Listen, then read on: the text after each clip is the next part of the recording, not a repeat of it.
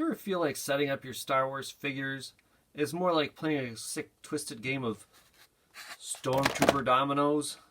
Have you ever spent a day setting up action figures only to come back in the morning and find all the sticky sack has stretched out and the figures have fallen over? Have you ever found that action figure stands don't allow you to put your figures as close together as you'd like? Well, you've come to the right place. You've come to No Skill Customs. No Skill Customs. Before I tell you about this week's project, I want to tell you a little bit about No Skill Customs.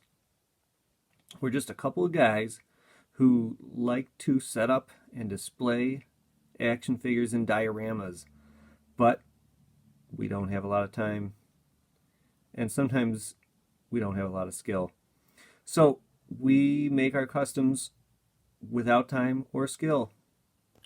Now, all of our videos are completely kid-friendly.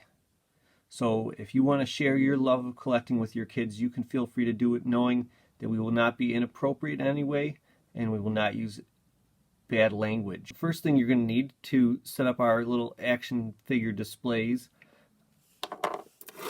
is some wire. Next, you're going to need a pair of pliers. You might also choose to get a pair of wire cutters and check the size of your wire, maybe some wire strippers. Okay? We also have styrofoam, which is essential. And an optional item is poster board, or in this case, the back of a cereal box. So let me show you how this all works together to make some awesome displays. Here we have the start of my Emperor's arrival scene.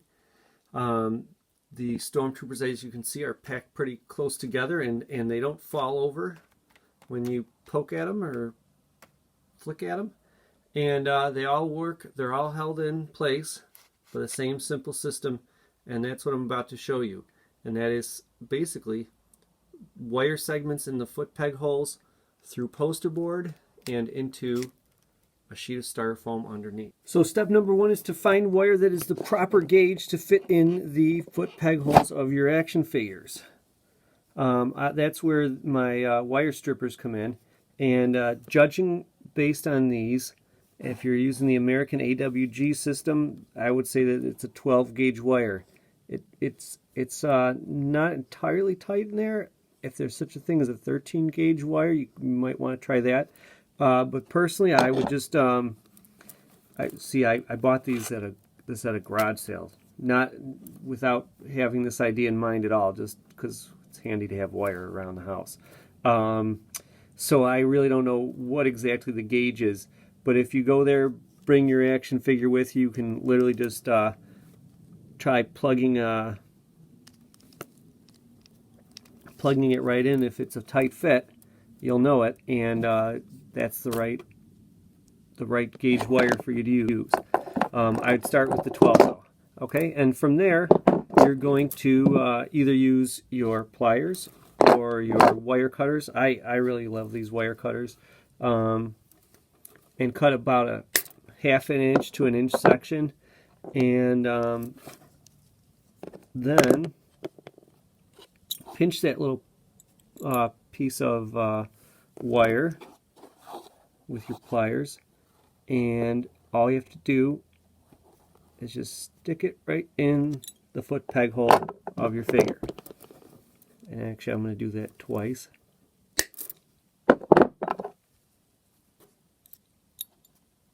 Okay, got the wire segment in here, located the foot peg hole on Commander Veers here. Whoops.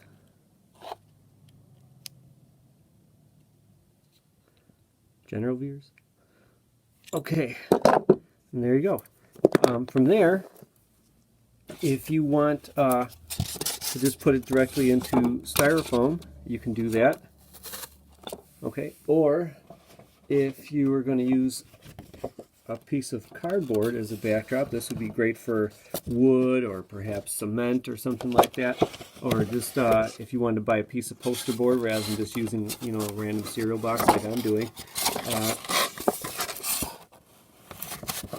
You can do that. And you just simply, you know, obviously it takes a little bit more work to poke it through there. Sometimes I'll make the hole first using just a scrap of wire.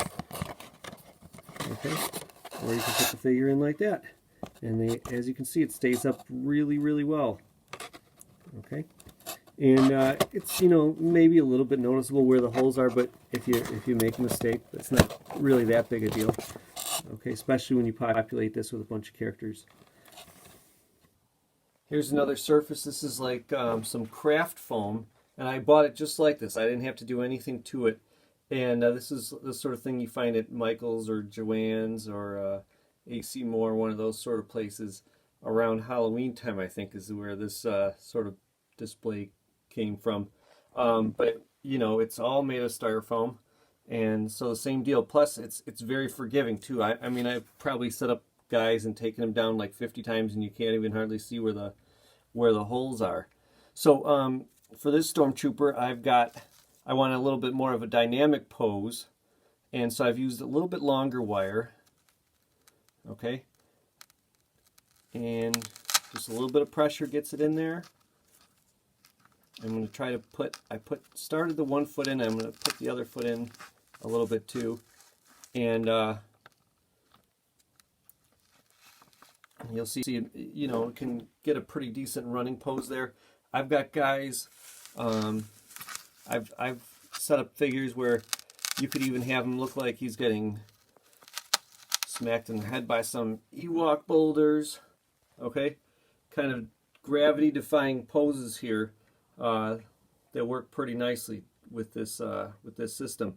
And I've tried it. So this is I don't know, some sort of fake grassy stuff on foam that was painted brown. Over here, I've tried the same system, and it's into actual cork. This is really cool, natural-looking cork fiber, and you just press right into it, and it holds the guys in place really nicely. You've already seen styrofoam covered with black poster board. Here's some styrofoam covered with cereal boxes being used for my Yavin scene here. And if you don't want to use poster board between your figures and the styrofoam, you don't really have to. Here you can see I just used the styrofoam itself and just painted it with like a sand textured paint that I found in the goof paint section of Home Depot. Here is a scene I made using fake grass sort of texture from like a train model kit thing. Also, you know, same deal. It's just paper thin, and I just stick it on the styrofoam and stick the figures right in with the metal wire, just like that. Now you're going to find that there are some instances where a figure either A, doesn't have foot peg holes, or the foot peg holes they do have are not deep enough. And that is when I will actually bring in my good friend, the drill. And what you want to do is find yourself a variable speed drill. Okay, so you have some control over how fast it's going. And you also want to find a drill bit, of course, that's almost exactly the same diameter or thickness as your wire. Okay, it's, you know, exactly the same size is perfect. It's best to err on being too small, because if you make the hole too big, the wire won't actually stay in it in the hole when you want it to.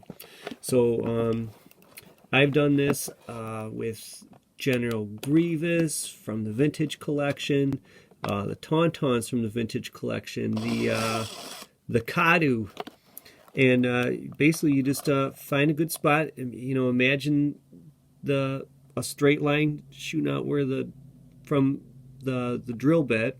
Okay, make sure you're not going in a spot like this where you're actually gonna put the drill right through the foot where it's visible. Okay, you want it to go up through the ankle and into the leg. Okay, if you're gonna go that deep with it.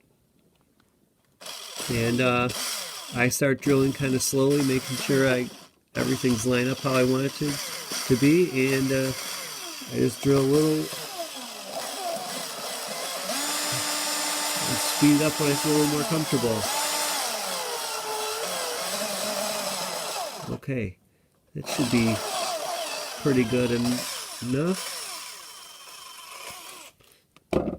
Then you take your little wire segment, pinch it again with the pliers, and it might take a little bit of work getting it in there, maybe a little bit more than just the regular foot peg hole, but you can see it stays in there pretty nicely. And I don't know why you'd ever want this figure standing up on his own, but if you did, there you have it. It's all set. Now, if you have a space where you want to maximize the vertical space, like let's say you have wooden shelves and you don't really have the space to put a piece of styrofoam above that and then put your action figures on there, and you want to actually just put holes in the wooden shelf, you can do that too. Kind of plan out where your figures are going to go while you have that drill out. Okay, but with this, you don't want it to be super crazy tight. It'll be a little bit difficult getting the wire in there.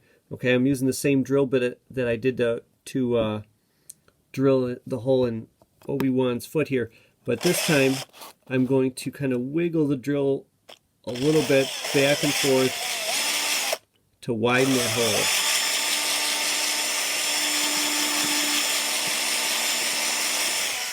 Just the tiniest little bit. You don't want it to be crazy wide. And then, but yeah, you can just put the figure right into a wood shelf of yours if that's what you want to do. Okay, this would also work with plastic or just about any other substance you can come up with that you want to stand up your figures on. A lot of people wonder, where do you get all that foam? Basically, anytime anyone I know buys something, I steal the foam out of it. If it's wacky shapes, it makes for cool buildings. If it's just flat, then I use it for bases. But actually, just recently, I've decided that I don't have the bases that I want, and so I've been buying this purple stuff, which is just like a foam insulator that you can get at Home Depot or Lowe's or Lenco Lumber or whatever, and it works just as well. And it's neater and cleaner. It doesn't leave crumbling styrofoam all over your house like some of the other methods or the other styrofoams do. So I like that a lot. And you know, if you're someone that's got a saw, you can cut it into shapes and stuff. Like right here, you can see I had to, I mean, actually I didn't even use a saw. This is just with a utility knife. Cut that. So the system works really well for Indiana Jones Hasbro figures and Star Wars figures, the Marvel Universe line, even Mattel's Jurassic Park line, their new 3 3/4 inch Jurassic Park figures, and the older Pirates of the Caribbean figures. They all work using this system. Basically, you take your wire, you cut it to the desired length, usually about a ½ an inch or so, and use the pliers to stick the wire into one or two of the character's little footholes, and then you just stick the character directly into the styrofoam, or you have some sort of a poster board base that you put between the character and the styrofoam. Now, if you subscribe to our channel here, I hope to post some videos in more detail how to do the specific scenes, including some Indiana Jones and Star Wars scenes like the ones I showed you earlier in this video, but I kind of just went through them quickly. Give you some ideas how to set those up and what figures you might need. So check back in, and remember, no skills, no time, no problem. Just check out No Skill Customs.